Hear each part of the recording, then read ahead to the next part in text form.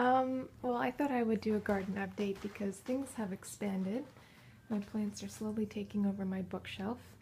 And, well, basically, I'm running into a problem that I'm sure a lot of people are running into at this point of the year because I sort of get a little overenthusiastic about how much space I think I have, and then I end up having to pot things up because they're running out of space. And this is exactly what's happening with my snapdragons, and so too with my salad leaves. Basically, the snapdragons are now requiring pots of this size, and all of my tomatoes and peppers are also requiring potting up. I noticed that I had some disease in my plants, and the second I would pot them up, they would become vibrant and green again, and they wouldn't have as many of these curled, burnt-looking leaves. So I assume it was just a space issue. Oh my god, tongue twister. A space issue, and they seem to be rather happy in their larger pots. So I'm running into that problem, and I have a few new additions here. Well, aside from the salad leaves, those are all new. Actually, it was because of the Empty Nesters garden update where she was talking about starting her cold hardy plants that I suddenly realized that I was behind schedule. I was getting so caught up in everything else that I was doing. So I finally planted some salad leaves. This is a romanesco broccoli. This is a Brussels sprout, carrots, beets, and those are my cold hardy guys for now. I also have some herbs there. I have cilantro, thyme, coriander, some chives, and of course these snapdragons in larger pots here, and they're doing much better because of it. Right now the snapdragons that are in pots of this size are really struggling, and I don't have the space to pot them up so I don't know what I'm going to do. I also got a bunch of Columbine roots, and they're just starting to pop up now. They don't require much light, so thankfully I'm able to just put them up here, and the little bit of sunlight that they'll get and some light from this terrarium light will also provide them with a bit of light, but I don't think they'll need much more than that.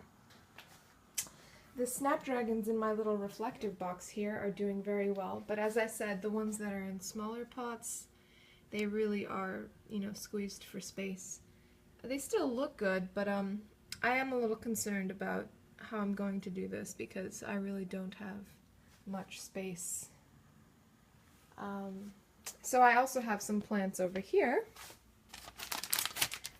Some tomato plants. It tends to get fairly warm in these areas, so I like to put tomatoes, and see these snapdragons back here. They're looking great, but they're in really small pots, and I can tell by the look of them. This one's getting a little bit yellowing of the leaf here.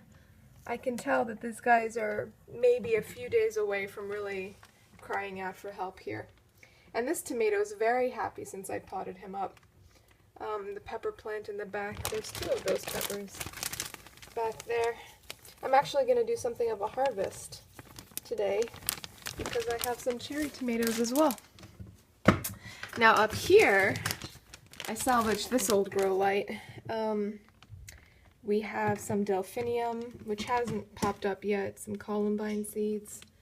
The Alysumm is the only one that has popped up. And there's little green leaves everywhere. Here's some potted up snapdragons.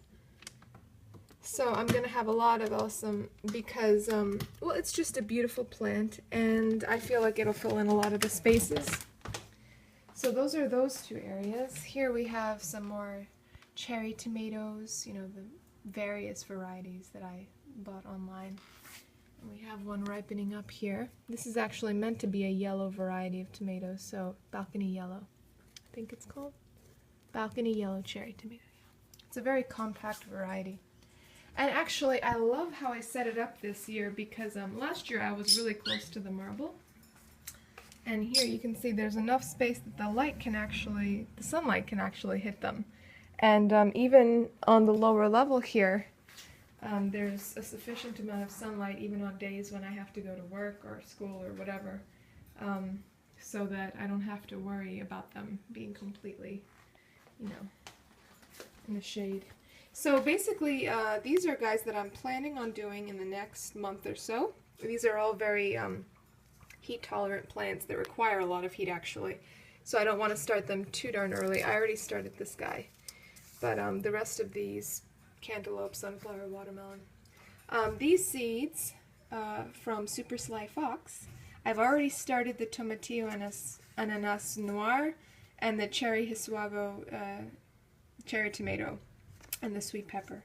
But I'm planning on starting the zucchini soon, and oh, and I also started the Principe Borghese tomato, that's right, for sun-drying. I love sun-dried tomatoes. Stir-fry. And I also have seed potatoes here that I'm starting, and of course these guys I have started.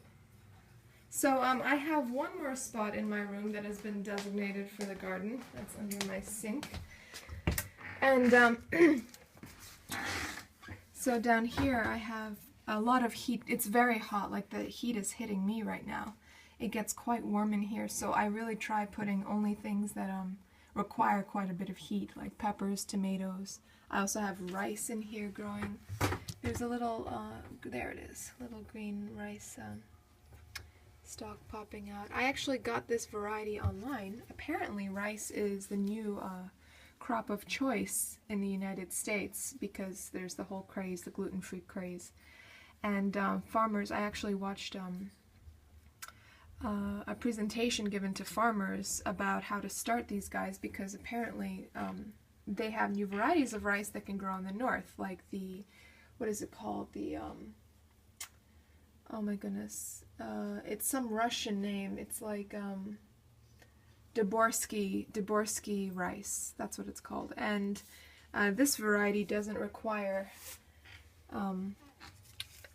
as long a growing season, and it can also survive in the fall weather. So I'm going to pick some of these plants because I have these ripe cherry tomatoes and some peppers, and I'll come back and show you everything that I get. So that's basically everything. I also have an edamame plant here. I had resisted growing edamame in the past because it's a bush bean, and that just kind of irritates me. I don't understand how a bean could be anything but a vine. But they really do produce quite a bit apparently, and I have a whole packet of seeds, so I'm going to start these guys every week, a new one every week, and then have them, you know, incrementally producing food for me. And I will also be doing quite a bit of freezing this year and jamming and preserving, so we'll see how that goes. Thanks for checking in. Bye!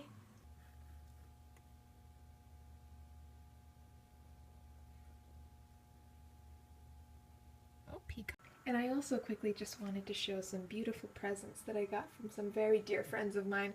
This here is a sweatshirt from Dario that I got for Christmas, Monica's homegrown produce, and always fresh. And over here I got the most beautiful cutting board, which I want to hang it up on the wall because it's so beautiful. I got this from my dear friend Merlin for Christmas.